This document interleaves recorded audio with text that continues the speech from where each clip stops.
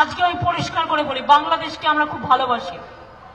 বাংলাদেশ জল চায়, আমাদের কোনো আপত্তি নেই, কিন্তু আমি বলেছি যেটা জল যেখানে আছে সেখান থেকে দেবো, যেখানে নেই সেখান থেকে কোথা থেকে দেবো। তিস্তায় জল নেই, তিস্তায় জল গেলে তিস্তার জল শিলিগুড়ির লোক জল পাবে না, জলপাইগুড়ির লোক জল খেতে পাবে না, চাষিরা চাষ করতে পারবে না। আমি করে দেখে বলছি, আমি দেখেছি বলে তাই আমরা বলেছি আপনারা বিকল্প ব্যবস্থা দেখুন, যেখান থেকে জল গেলে প্রবলেম হবে না। সংকোষের জল আমায় ভাসিয়ে দিয়ে চলে যায়, কেন পরিকল্পনা করেন না?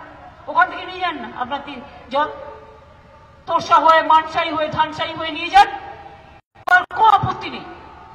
আমি বাংলাকেও ভালোবাসি, বাংলাদেশকেও ভালোবাসি। বাংলাদেশ আমার বন্ধু দেশ, এটা মাথায় রাখতে হবে। আমরা ছিটমহল করে দিয়েছি, কই আমাদের তো বলতে হয়নি।